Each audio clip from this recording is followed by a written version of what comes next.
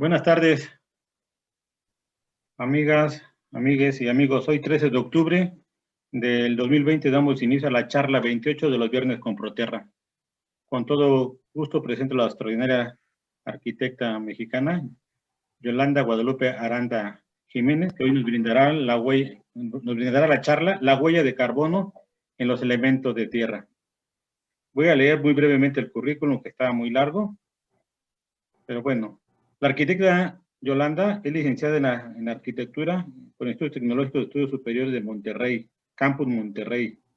Maestría en Administración de la Construcción por la Universidad Autónoma de Tamaulipas. Doctora en Arquitectura en énfasis de la vivienda por la Universidad Autónoma de Tamaulipas. Ha ganado muchísimos premios, solo mencionaré algunos. Mención honorífica en la licenciatura y doctorado. Premio Universitario 2010 a la Investigación de Excelencia General Bernardo López García por la tesis doctoral. Premio al Mérito Universitario en el año 2012. Reconocimiento al profesor emérito en el 2012 también. Es profesora de tiempo completo en la escuela de la FADU desde 1986.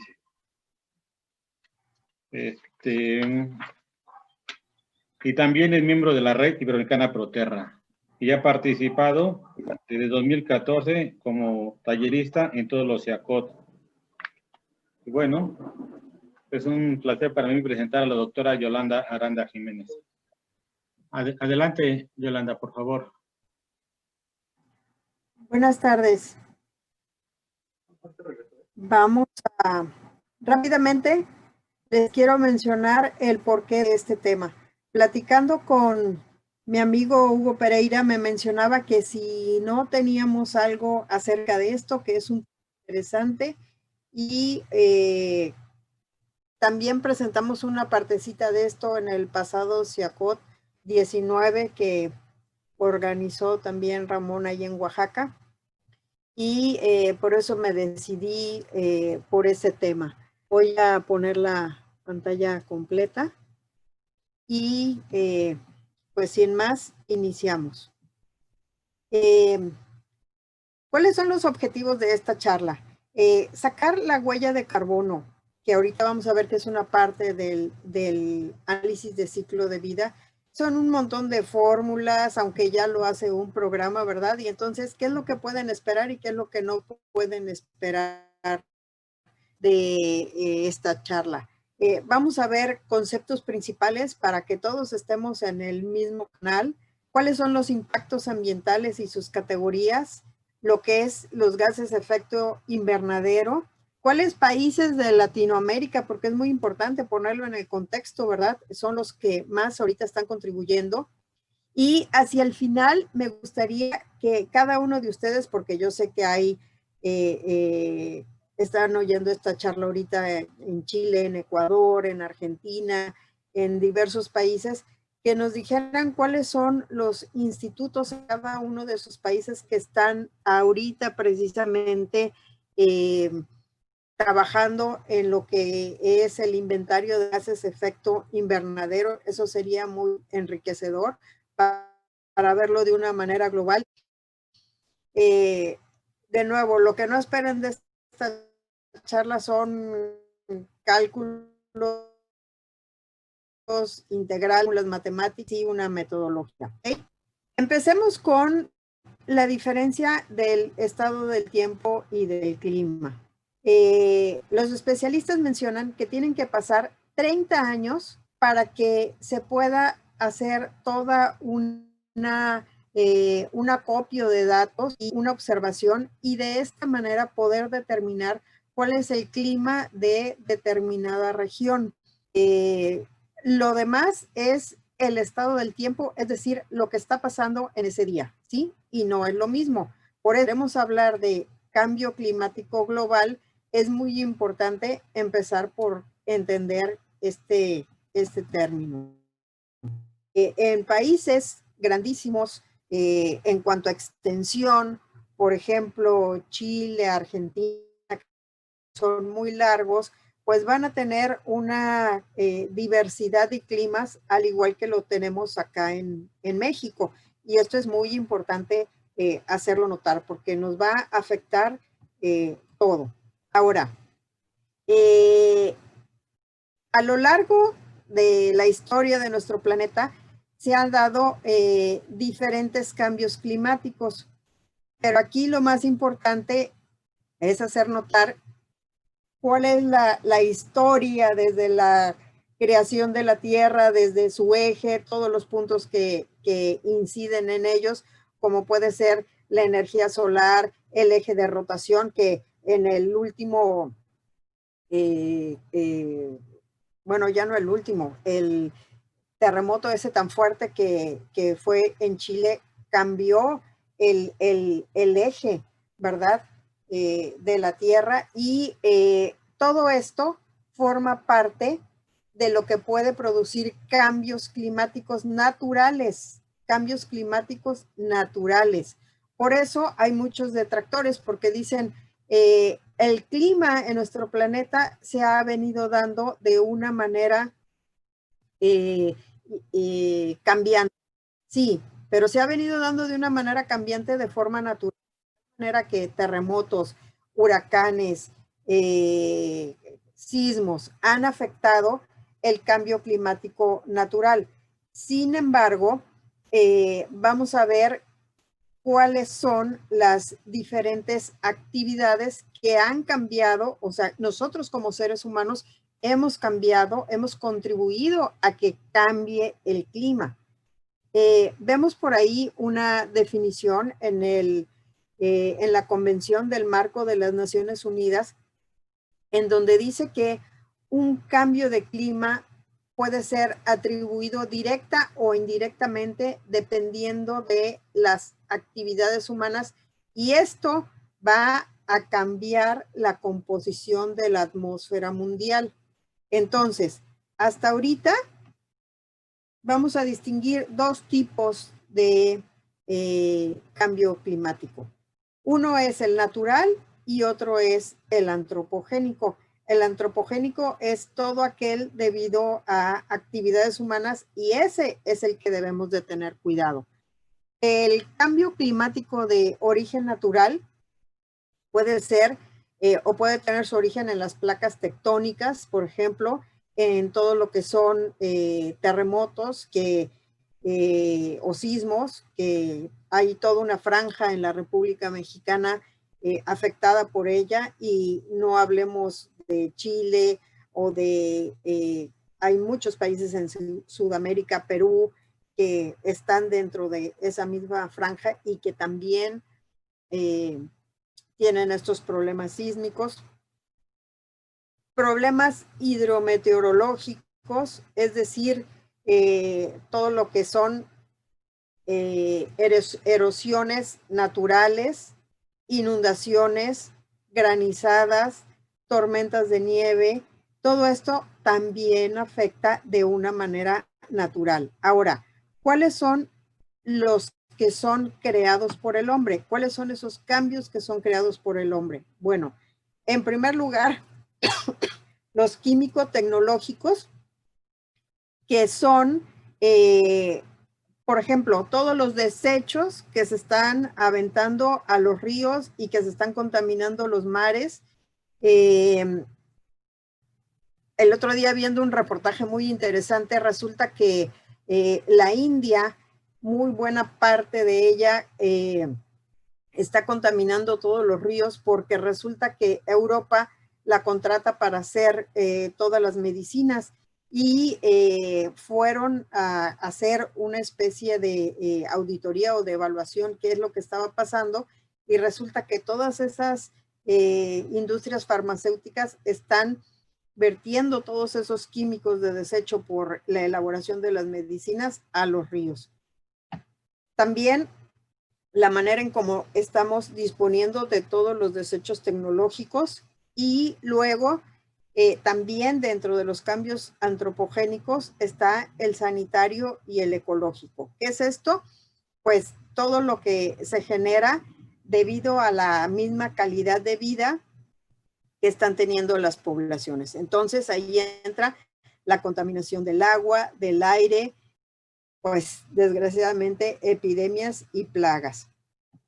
socioorganizativo, la forma en cómo se estén organizando las mismas sociedades, también, y cómo se les proporcionan los servicios básicos y las concentraciones de población, también van a estar afectando el cambio climático. Y estos corresponden a cambio climático hecho por el hombre, el antropogénico.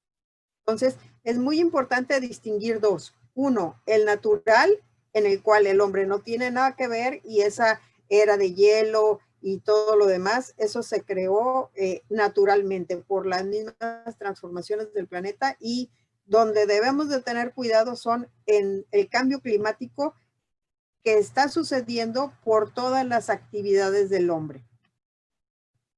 Este es un punto muy importante y se refiere a todos los impactos que vamos a estar generando hacia el planeta.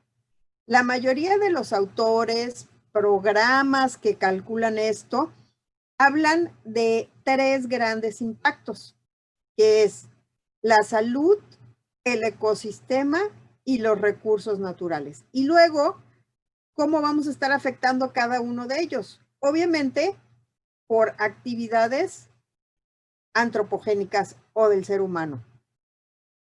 ¿Por qué es muy importante para mí hablar de esto? Pues porque resulta que en el último Ciacotes puse una pequeña partecita de esto, y recuerdo muy bien que el ingeniero Ariel estaba de moderador en nuestra mesa, y se generó una tremenda polémica porque había gente de la academia, había constructores, y uno de ellos, recuerdo muy bien que casi que se corta las venas, Ariel no me va a dejar mentir, porque decía, no, a mí no me digas, si toda la vida he estado trabajando en tierra, que yo estoy causando un impacto, eso no puede ser. A mí me gustaría que quedara claro algo.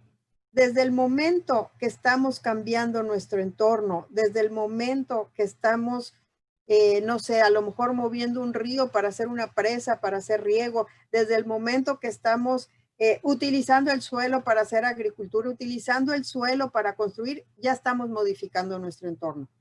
Que el impacto que vayamos a tener sea mínimo, eso es lo que debemos de buscar, y eso es muy diferente, porque mientras más grande sea el impacto, pues más grandes son las consecuencias. Entonces, regresando, tenemos 3 daños básicamente: a la salud, ecosistema y recursos naturales.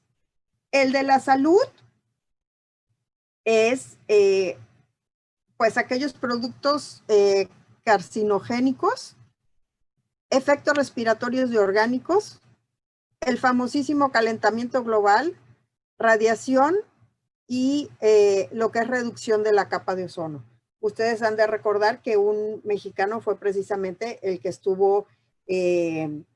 ganó hasta un premio Nobel por su descubrimiento, que los aerosoles que estábamos usando hasta hace unos cuantos años, que ya se modificaron, pues son los que estaban causando ese tremendo agujero en la capa de ozono. Entonces, todos estos impactos son los que mide, por ejemplo, el análisis de ciclo de vida de un material. Y lo que vamos a ver aquí es una pequeña partecita muy chiquita, que es la que está ahí señalada, que es el calentamiento global, ¿verdad?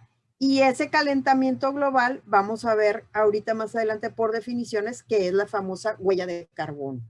Luego, el otro grupo de impactos es al ecosistema, que es la ecotoxicidad, es decir, como el ejemplo de cómo estamos contaminando, ya sea por sustancias tóxicas que se van al aire o que se van al agua, la acidificación y eutrofización, que esto habla precisamente de la generación de la lluvia ácida. En muchas ciudades, por ejemplo, Santiago de Chile, que está totalmente rodeada por montañas, el hecho de que llueva, para que dicen, por amor de Dios que llueva para que se limpie el aire, pero esa lluvia está, es denominada una lluvia ácida porque está bajando todos los diferentes minerales, metales que están y tóxicos que están flotando en el aire.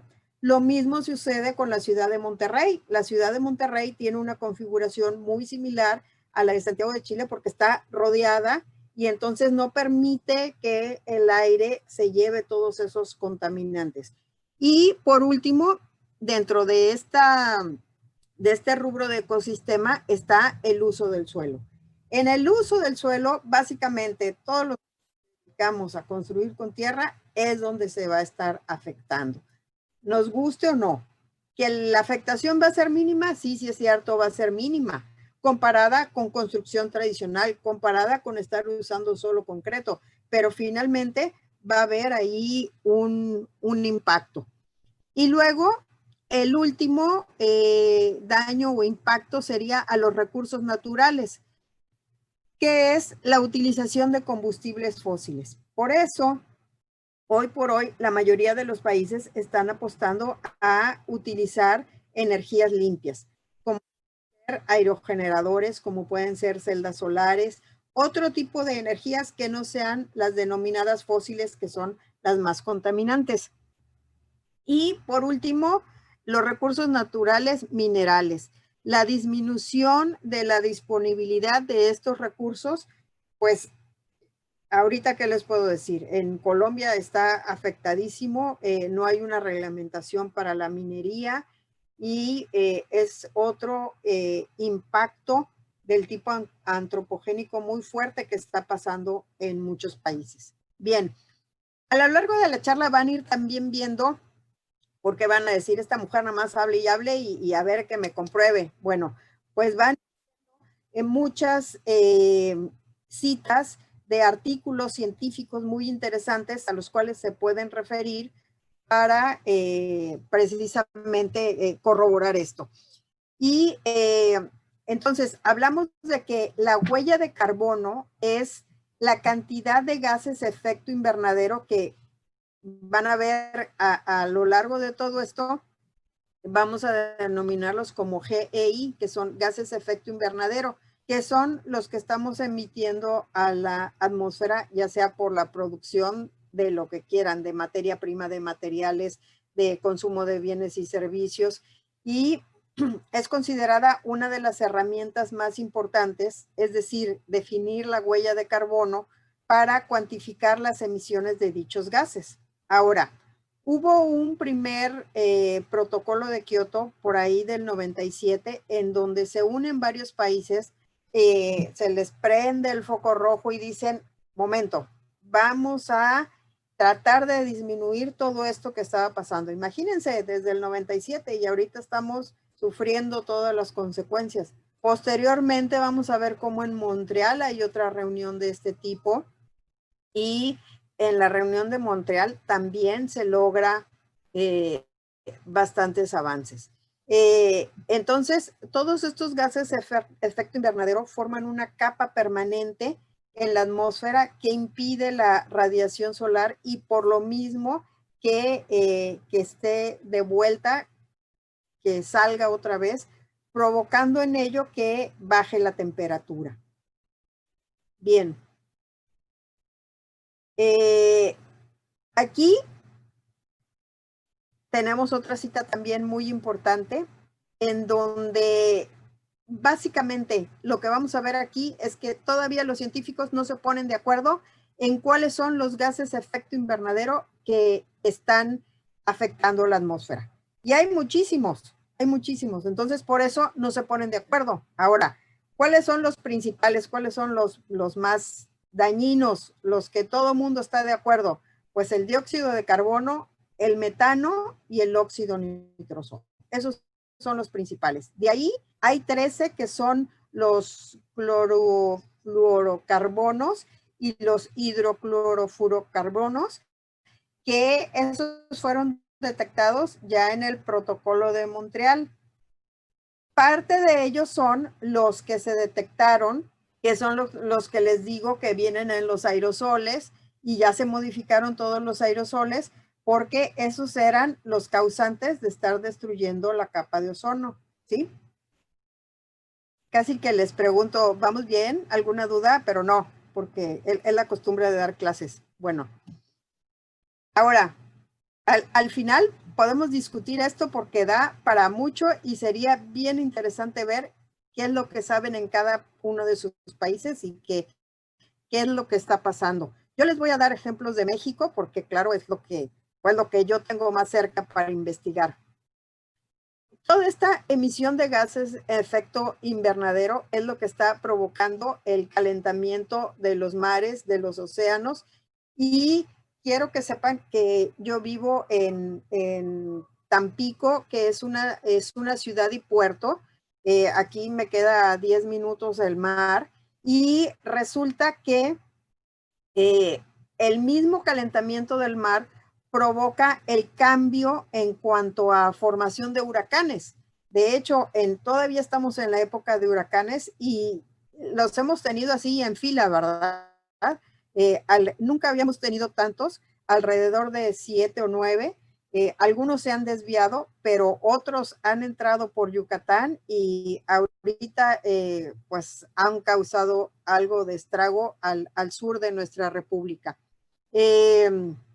Sí es muy importante que ahí ahorita ya se habla de que se ha generado un aumento aproximadamente de 17 centímetros en el nivel del mar.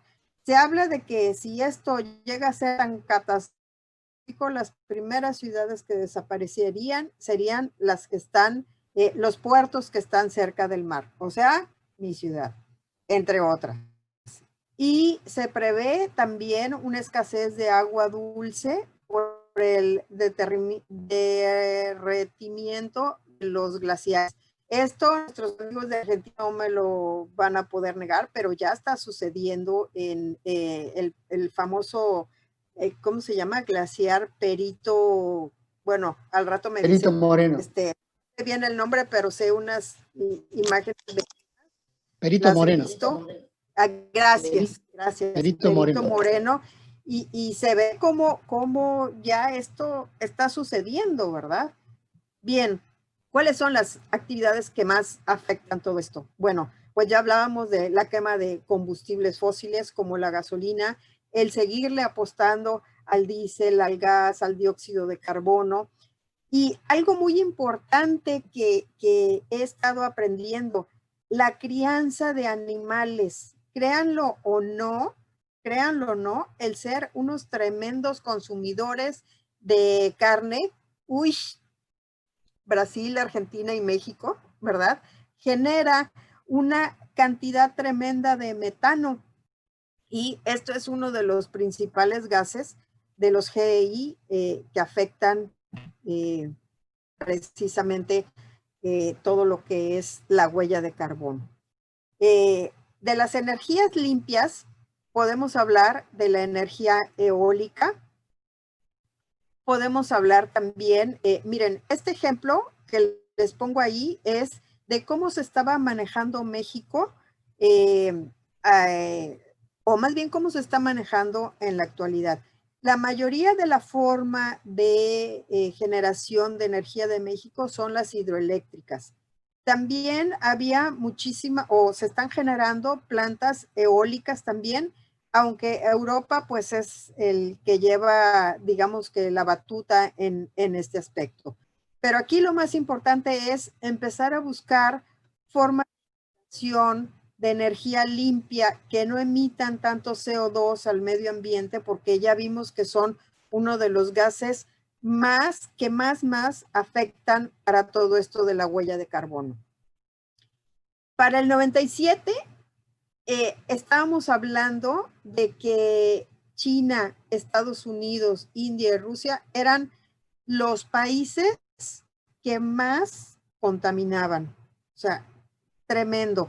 Y ahora, yo no sé si Estados Unidos ya ha tomado medidas, pero quiero darles el dato que India está ya casi en la misma cantidad de habitantes que China y la forma de contaminar es increíble y en tanto ríos, aire, mar, y no se ve que pongan un hasta aquí. Y sí es preocupante. Ahora, en cuanto al metano, pues ahí podemos ver Brasil, México y Argentina, y estos son datos recientes del 2017, son de los países que más contribuyen a la generación de metano. ¿Qué es el metano? Bueno, pues el metano es el famoso CH4, y cosas que no soy química, pero he estado leyendo mucho de esto. ¿Y por qué en estos países se genera más? Bueno, porque ustedes saben que los tres, Brasil, México y Argentina, son productores de carne. Entonces, el hecho de producir carne son de las emisiones que más se generan, tanto el excremento que hay del ganado y también por la forma en cómo se le alimenta. Entonces, estamos hablando de megatoneladas de CO2 equivalente, ¿sí? Me van a decir, bueno, ¿y cuál sería la solución? Porque yo vegetariano no me convierto, ¿no?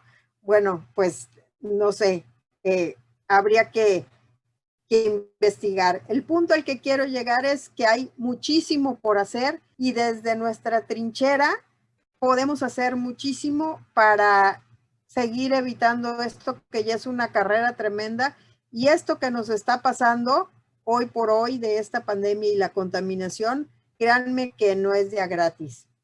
Este es un punto muy importante y me gustaría discutirlos con ustedes hacia el final de esta charla.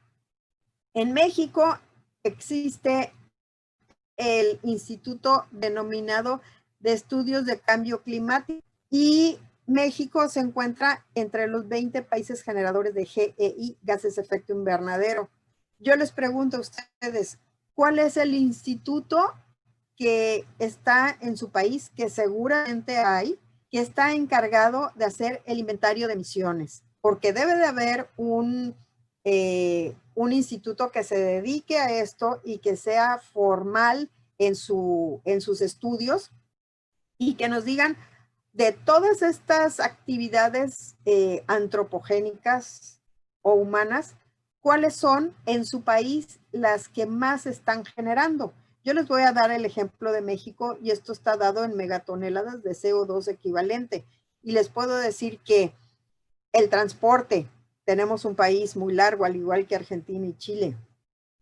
El petróleo, la ganadería y la agricultura son de las actividades que más están generando CO2, y esto está dado en el último reporte de inventario de emisiones del Instituto de Estudio Nacional de Estudios de Cambio Climático. Seguramente en su país también hay.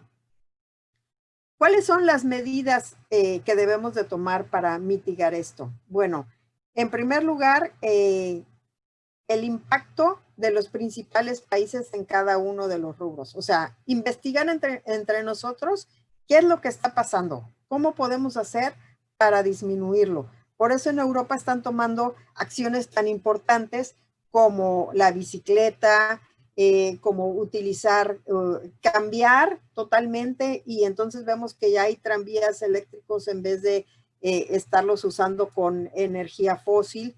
Y los costos económicos de estas acciones, ¿cuáles serían?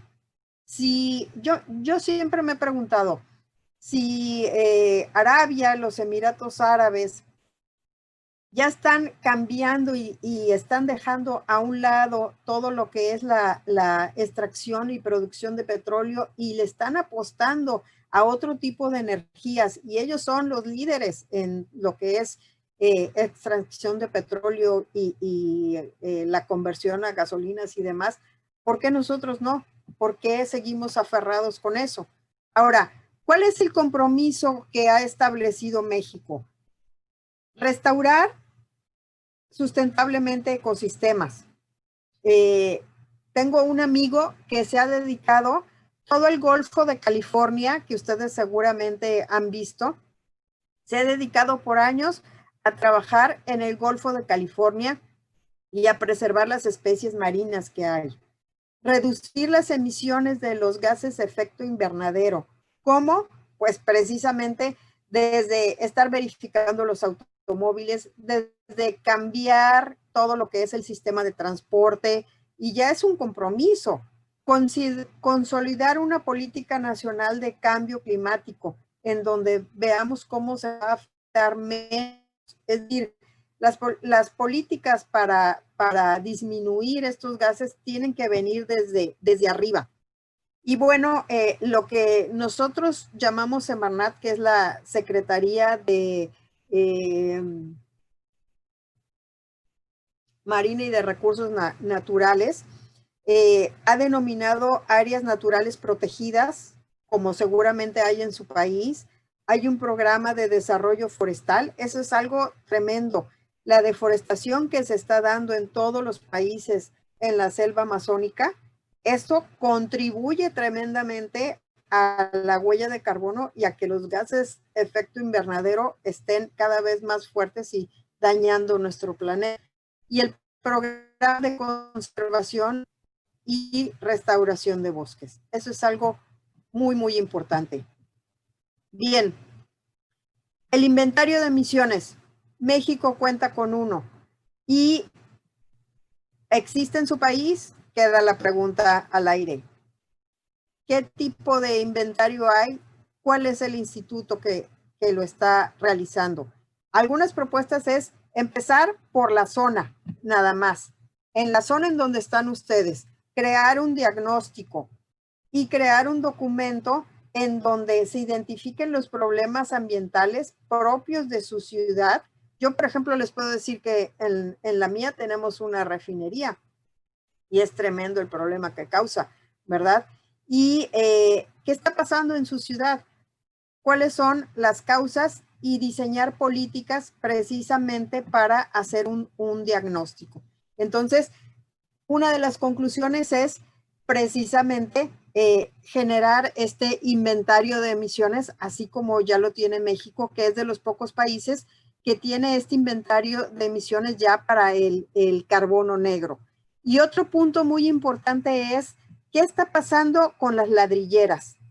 ¿Qué está pasando con las ladrilleras? Ahora, ya después de que vimos todo esto, vamos a bajarlo a lo que nos interesa, el caso de la industria de la construcción en general. La industria de la construcción es una de las que más contamina. Se habla de que por cada tonelada de cemento se genera una tonelada de CO2.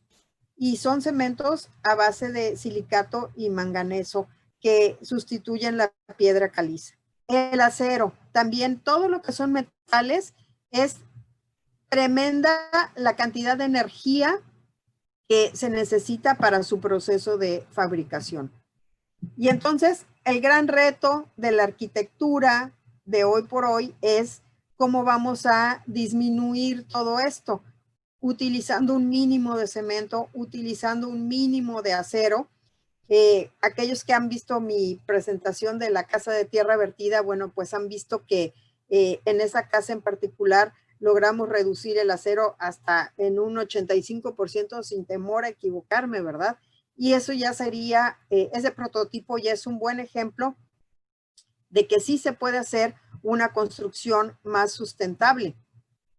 Otro punto bien importante que yo les he estado diciendo muchísimo es que Proterra ya debería de voltear a ver esto, el problema de las ladrilleras a nivel nacional y a nivel América Latina.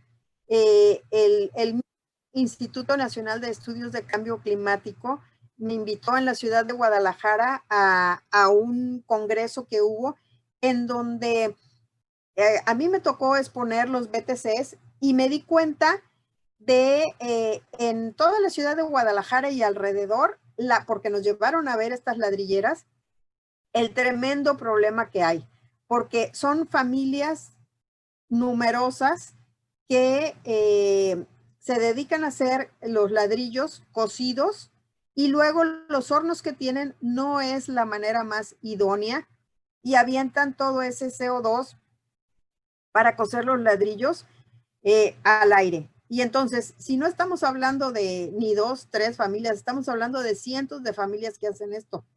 Lo que más me impactó de esto es que había personas y porque invitaron a fabricantes de ladrillos y había de Argentina, de Paraguay, había de todo Sudamérica para hacerlos conscientes del problema tan grande que hay y cómo se puede solucionar.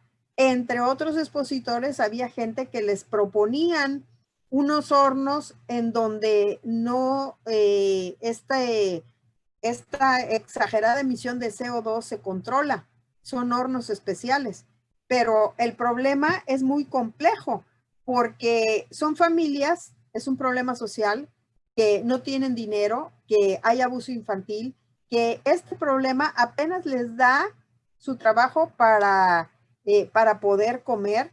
Entonces, imagínense ustedes si les va a dar para cambiar a hornos de alta tecnología. Entonces, se necesita pues que haya financiamiento, que haya personas que estén interesadas y falta de políticas públicas en todos los países, estoy hablando desde México hasta la Patagonia. Y la tala inmoderada. ¿Por qué la tala inmoderada? Porque utilizan leña y carbón para estos hornos, ¿verdad? Ahí pueden ver que también el problema existe en Colombia. Este problema es tremendo, pero de verdad tremendo. Y estamos hablando de que hay en toda América Latina alrededor de 45,000 productores de ladrillo, desde Brasil, Colombia, Ecuador, Perú, Bolivia, Pacha, Aguas, y obviamente México también. Entonces, sí es así como para que se nos prenda un foco rojo. Y les digo una cosa, después del Congreso nos llevaron a ver cada una de estas ladrilleras y cómo producían el ladrillo. ¿Y saben qué fue lo que más me impactó? Que es el mismo sistema para hacer un BTC, el mismo para hacer un adobe, solo que ellos en el cocido es donde avientan toneladas y toneladas de CO2 al medio ambiente. Entonces, ahí es un área de oportunidad muy grande que puede hacer Proterra, porque como vemos ahí, pues ya tenemos, ahí vemos la prensa Matone, vemos también unos prototipos hechos en la Facultad de Arquitectura donde yo estoy, y esto no contamina. Entonces, la solución la tenemos en las manos. Y ahora sí, ya estoy llegando a la parte final de la plática. Lo que son los dos materiales que se analizó la huella de carbono, porque para decir, no, pues nosotros no impactamos y nosotros esto y nosotros nuestra huella de carbono es mínima, pues hay que demostrarlo, ¿verdad? Y entonces se analizó el recubrimiento, un recubrimiento con el que estuvimos trabajando a base de fibras naturales, de una fibra que está, y también se analizó un bloque, un BTC, que estaba estabilizado con cemento. La metodología que se sigue, bueno, tenemos que empezar desde la limpieza del terreno, la etapa agrícola, me estoy refiriendo porque el recubrimiento pues se estabilizó con fibras naturales y también se utilizó el mucílago de nopal. Entonces también por eso se analiza todo el proceso agrícola de las plantas. La etapa industrial, bueno, también se analiza el filtrado, el decantado, el almacenamiento de los productos. Todas esas pequeñas acciones van sumando para establecer la huella de carbono. Ahora, si me preguntan cómo se realizó, no se hizo a mano, se hizo con un programa que se llama CIMAPRO, por eso no me quiero detener mucho en esto, pero sí se hicieron todos los cálculos de CO2 de cada uno de los elementos, tanto del BTC como del recubrimiento, y en base a normas también. Y lo más importante de esto, después de analizar la transportación, y lo hicimos con materiales si se usó algún combustible fósil y demás, les puedo decir que como conclusión y comparándolo con materiales tradicionales, en lo que es el recubrimiento, el análisis de CO2 da 11.9 kilogramos de CO2 que son necesarios para producir 1 tonelada de mezcla del recubrimiento. Y para el caso de las plantas utilizadas, se propuso dentro de todo este análisis una nueva metodología, lo que es la absorción del CO2.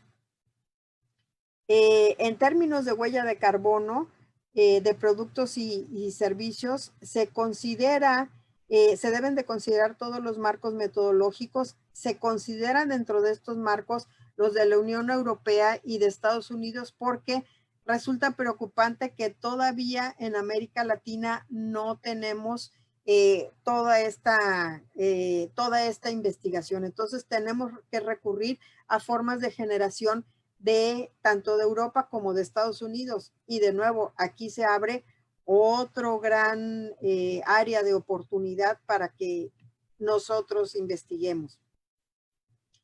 Se encontró que el uso del mortero se reduce sustancialmente la energía de elaboración con respecto a un mortero tradicional cemento-arena, hasta en más de un 90%. Entonces, sí podemos afirmar que la arquitectura de tierra está reduciendo las cantidades de CO2 que se avientan al medio ambiente. Además, la disminución o eliminación del uso del cemento o CO2 equivalente a 1 kilogramo de cemento es de 0.4112. Bueno, estos ya son datos duros, pero el chiste es que después de seguir toda esta metodología, sí se comprueba que estos dos elementos, claro que se pueden analizar muchos más, ¿verdad? Se pueden analizar traves, se pueden analizar, pero aquí los adobes, aquí nada más escogimos el BTC y el recubrimiento. Y en una pequeña partecita, porque ni siquiera fue el análisis de ciclo de vida, fue una pequeña partecita que es la huella de carbono. Y ya por último, miren, la mayoría de los que me conocen saben que tengo mucho, junto con el ingeniero Ariel, trabajando lo que es la tierra vertida. Ya también hasta Rodolfo empezó a experimentar allá en Buenos Aires. Y dentro del análisis de ciclo de vida de la tierra vertida, como le estamos estabilizando con cemento para hacerla muro por el impacto que tiene de todos estos impactos que hablábamos, básicamente va a ser dos. Una, como lo estamos estabilizando con cemento, va a estar impactando a esa parte en todo lo que es la utilización de combustibles fósiles y demás. La tierra vertida la hacemos con una revolvedora. En sus diferentes países tiene un nombre, pero creo que sí se entiende la palabra. Y el otro punto es que estamos afectando al uso del suelo, pero el impacto comparado con una construcción tradicional es mínimo. Pero aunque lo hay, es mínimo.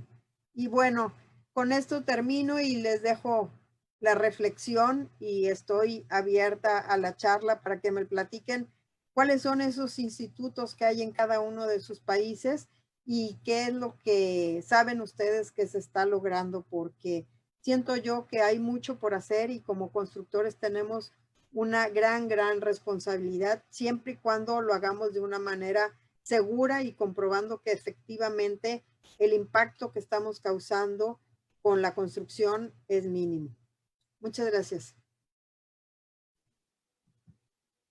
Muchas gracias a ti, Yoli, por la extraordinaria charla, y creo que, como Yoli siempre que es una provocadora, ahorita deja la opción para que se haga la polémica. Yoli, si deja de compartir para que veamos a los demás. Entonces, bueno, pues está abierto los micrófonos. Creo que es un tema muy interesante que debemos entrarle así como lo está haciendo Yoli, de de autocrítica cuando dice que el BTC que utiliza ella con cemento y que es lo que está estabilizando. Entonces, es buen tema acá y sobre todo en Oaxaca, en toda esta zona de México del Sur, que aunque sea BTC hay que estructurarlo por la norma, meterle columnas, castillos que llamamos nosotros, a columnetas que adicionalmente, pues aparte del cemento que se le mete al BTC, aparte hay que meterle una estructura. En Colombia también está normado con cemento el BTC y todavía adicionalmente, como la mampostería no está normado, tienen que reforzarlo con columnetas al interior. Tenemos castillos ahogados. Entonces, bueno, pues buen tema, Yolis, qué bueno, esa buena reflexión y a ver qué opinan todos los demás.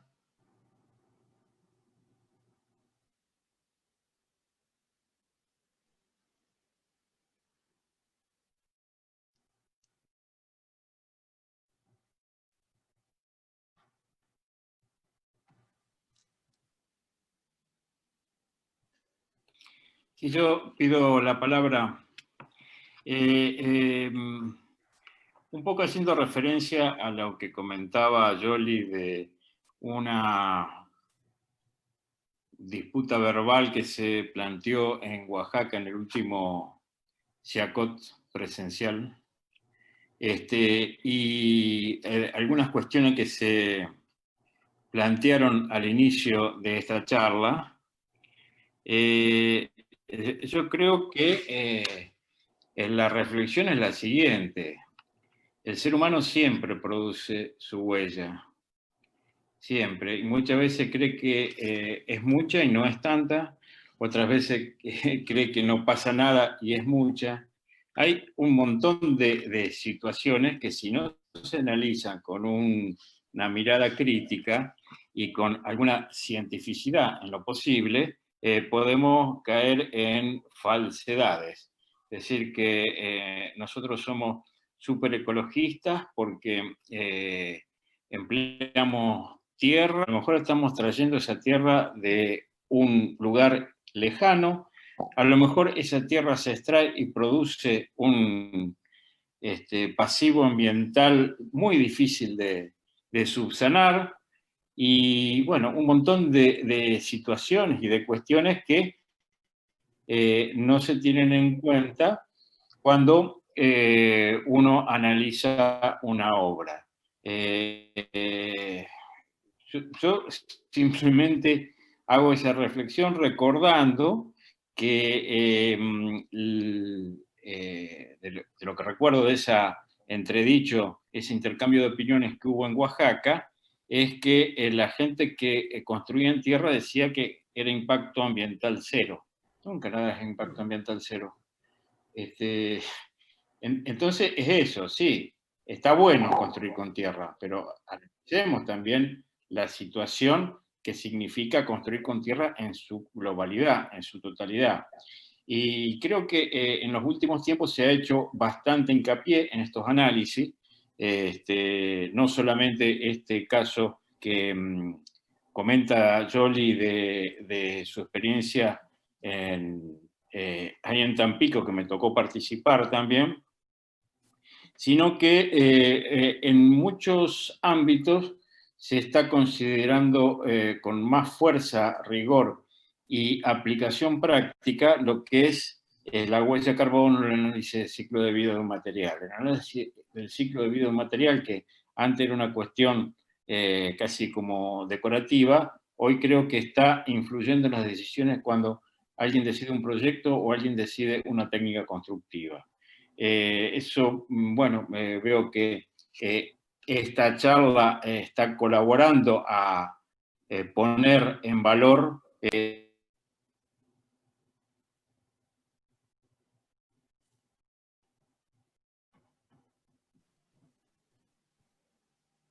Ariel, parece que te quedaste sin micrófono.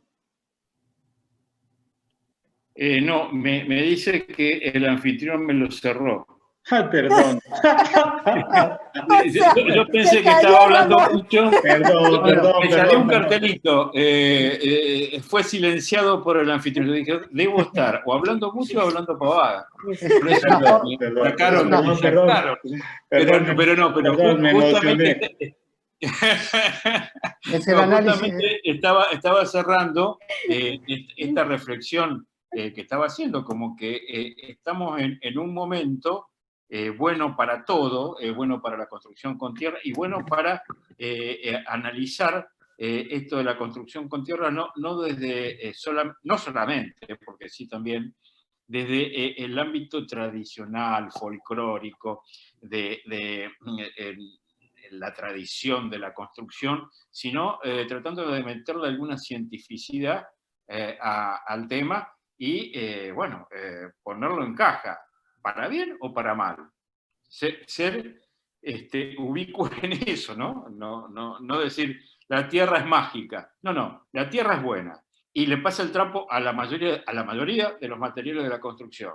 Pero bueno, veamos dónde están las partes flojas justamente para reforzarlas. Nada más, ahora sí puedes silenciarme, Ramón. Sí, muchísimas gracias, Ariel. O sea, esa es la reflexión final, ¿verdad? O sea, cuando construyamos que el impacto sea el mínimo. Vamos a tener, y eso debemos de estar conscientes y eso es lo que debemos de difundir, porque debemos de dejar a un lado todas las cuestiones románticas y sí darle un paso a la ciencia y a lo que es comprobable. Rodolfo quería hacer uso de la palabra. Sí, ¿qué tal? Buenas tardes.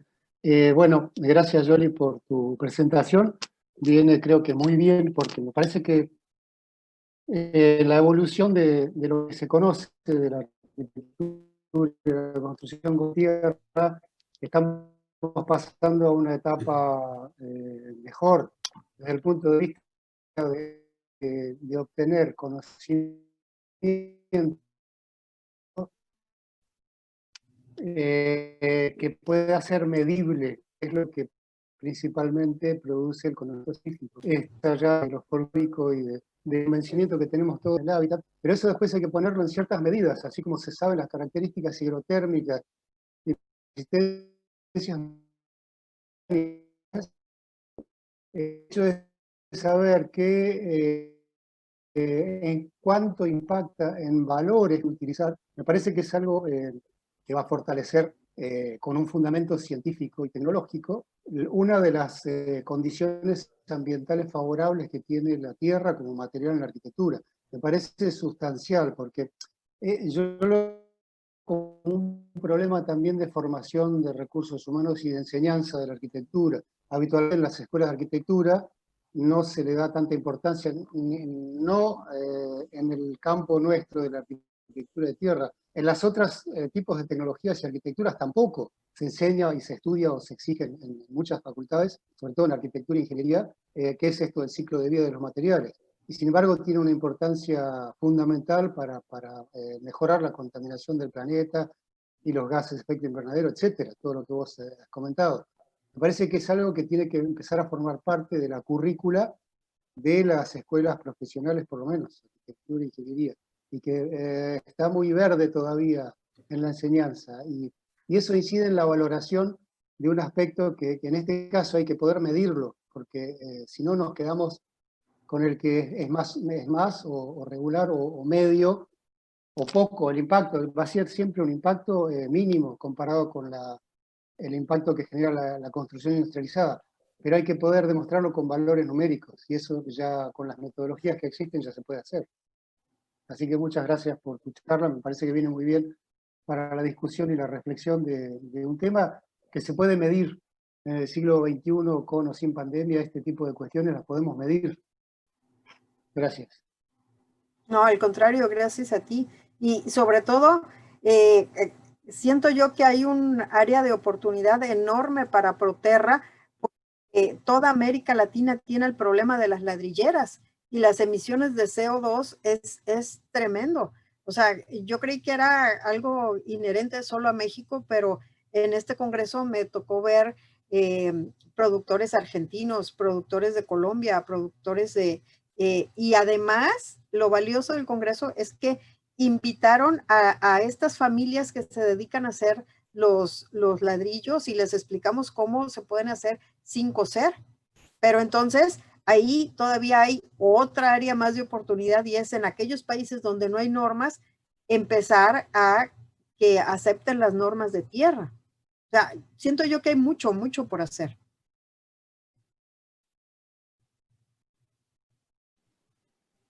Claro. Adelante, Hugo, que en Chile es donde más se construye con cemento.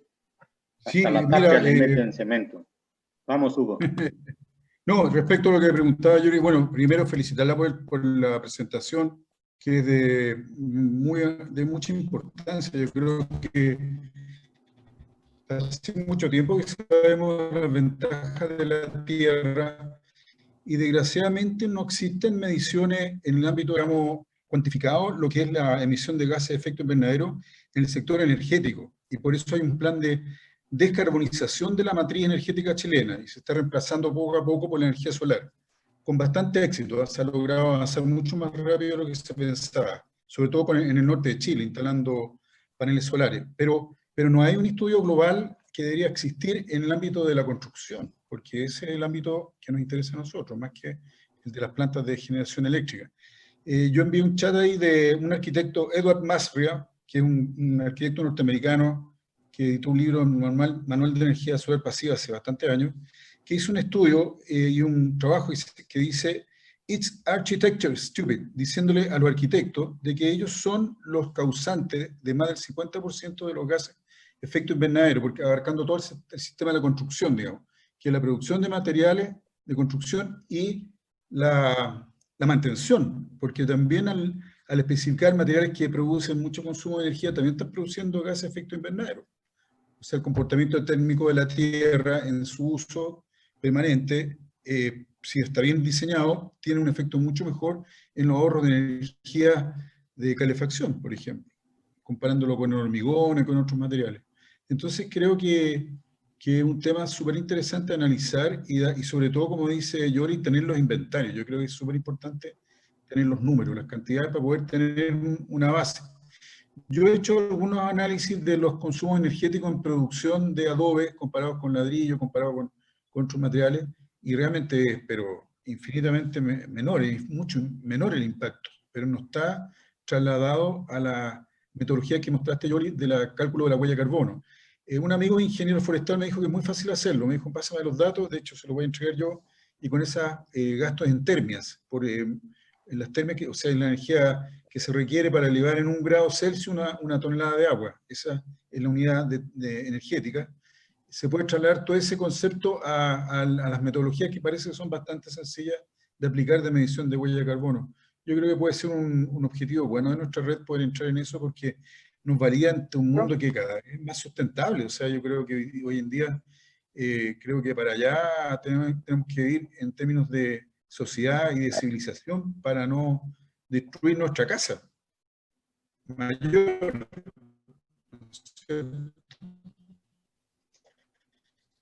Eso, Yoli, muchas gracias por tu trabajo, muy bueno. Al contrario, gracias a ti, Hugo. A mí nada más me quedaría la pregunta, este arquitecto o quien, no sé qué era, que asevera que los arquitectos somos los que emitimos el 50% de los gases, sería bueno saber en qué está basado, ¿no? O sea, cuál es su... Para... yo leí. Él contradijo al gobierno de Estados Unidos, hizo un análisis detallado de los consumos y llegó a la conclusión que en el sector construcción es más del 50%. Y lo que estimaba el gobierno de Norteamérica era mucho menos. De hecho, eso él lo dijo en los años 90 y ahora él está trabajando en las altas esferas del tema de sustentabilidad y de gobernanza en el ámbito de la tecnología en Estados Unidos. Es un asesor súper importante, porque él no está inventando, lo ha dicho en forma bastante seria. Yo tengo sí, sería bueno conocer. Se les puede hacer llegar, está en inglés. Se editó como el año 95, por ahí, ¿no? Sí, sería buenísimo conocer estos datos, ¿verdad? Si tú googleas Edward Masria, te va a salir toda la bibliografía de él, porque es muy conocido en el mundo. De hecho, nosotros lo tratamos de traer a Chile a través del Colegio de Arquitectos, en un seminario que organizamos acá que se llama EcoArc, que es un capítulo del Comité de Tecnología en el cual yo trabajo, que se dedicó nada más que a este tema hace muchos años. Nos contestó, pero al final no lo pudimos traer porque es un tema administrativo, pero lo queríamos traer a una conferencia a Chile. Bueno, porque también hay muchísima documentación acerca de las industrias, de la materia prima de las industrias, ¿no? Entonces, Claro. Y los GI, los gases de efecto invernadero de la materia prima que se produce, también es de los que más contribuyen. Sería bueno leer ese documento. Muchas gracias, Hugo. Patricio quiere hablar. Sí, parece que un poco el tema de la huella de carbono está marcando mucho de las construcciones. Yo inicié la semana anterior una nueva construcción en Tapia y hoy día, antes de venir acá, conversaba con la dueña, que es alemana. Entonces decía, yo quiero 0 huella.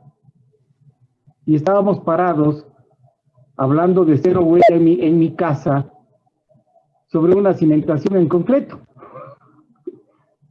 Entonces, yo sí, estoy de acuerdo con lo que dice Ariel y lo que tú mencionas también.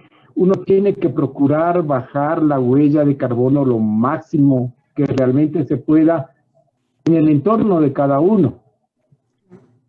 Comentaba también que el problema de los países ya desarrollados, Europa, Alemania concretamente, decía que hubo un cambio muy fuerte respecto al uso de la energía eléctrica por energía solar, pero que ahora se está nuevamente regresando porque la energía solar causó problemas. No la energía en sí mismo, cuanto la industria que elabora los paneles solares, sea fotovoltaicos o sea para calentamiento de agua. Les empezaron a hacer de tal calidad que había que hacer un cambio cada 3 años. Entonces, primero se volvió caro y luego también se volvió poco sustentable. Porque, ¿qué hago con el aparato viejo? Sí. ¿No? Entonces, claro, en todas estas cosas se va dando vueltas y vamos complicando. Entonces, yo creo que hay mucha de culpa de nosotros los técnicos. Alguna vez que discutíamos luego para intervenir en un programa de vivienda luego de un desastre natural, había que hacer 4,000 casas. Y claro, habíamos como 50, 60 técnicos y habían 2 raros que decíamos tierra. Y obvio, somos los que luego estamos arrancando un granito de arena para ir y trabajar en nuestra esquinita, ¿no? Pero si Claro. los mismos ingenieros y arquitectos son los que proponen usar materiales con alta huella de carbono, pues sí, somos los culpables. Ahí no hay mucha vuelta que dar. Y siempre procuramos ahora la nueva línea de construcción, mucho vidrio, mucho hormigón, mucho acero, mucho, ¿no? Sin embargo, Buena charla motivadora, Yoli, gracias. al contrario, gracias a ti, pero sin embargo, yo creo que de nuestra trinchera, aunque sea un granito de arena, pero lo estamos logrando. Por ejemplo, tu tapia que estás haciendo, ¿la compactas manual o con compactador de máquina? Tienes que entrar a trabajar con compactadora porque también tienes que pensar en términos financieros para el dueño de casa. O sea, Sí. yo quisiera hacer todo manualmente, pero no, o sea... Pero yo no, tengo que digo, responder... tampoco se trata como las abuelitas acá en México que no quieren usar no sé si por allá el molcajete y si no la licuadora, ¿no? Eso se entiende. Por ejemplo, la tierra vertida, pues claro que ocupamos una revolvedora. Sin embargo, y si hiciéramos el análisis así como apareció ahí abajo de la tierra vertida y si lo hiciéramos de la tapia, yo te he puesto lo que quieras que está por abajo de una construcción nacional. Sí. Aunque use yo un pistón neumático, sí, estoy abajo, definitivamente. Solo comparando el material de muros, nada más. Así es. No hace que esté abajo, porque para hacer el otro muro necesito también la revolvedora, necesito camiones que me traigan el concreto, necesito. Sí, o sea, definitivamente se está mucho más abajo. Y yo siento que ese es el aporte importante, ¿no? En cada construcción bajar la huella de carbono. Tampoco podemos prescindir de ella totalmente porque estamos en América Latina, pero en Europa es carísima la mano de obra. Entonces sí o sí ocupas maquinaria, ocupan grúas, ocupan de todo. Y si comparas una construcción con tierra de América Latina contra una europea, es obvio que se va a incrementar más la huella de carbono en Europa. Sí. Ramón, yo veo por ahí muchos comentarios en el chat, pero no los alcanzo a ver todos. No sé si hay... Normalmente casi son puras felicitaciones. Ah, No es... y- Por eso a mí no quiere que leas. Ah, ok. No, si había preguntas, Fernando si había Pina, preguntas, Natasha, no, Ramón, si había preguntas. Sí, Yoli, lo que querías, Pato ya dijo, mira, hasta No. de Pato. No, solo si había preguntas. No traigo los lentes y no alcanzo a ver si había alguna pregunta. Si no, bueno, pues ya, porque ya es hora de comer. Muchas gracias, Hugo, y muchas gracias, Patricio, y a todos los que se Gracias ponen a todos, un abrazo. por sus comentarios. Cuídense mucho. Nos vemos. Cuidado con el Gracias bicho. a todos. Cuídense mucho. Cuidado con el bicho.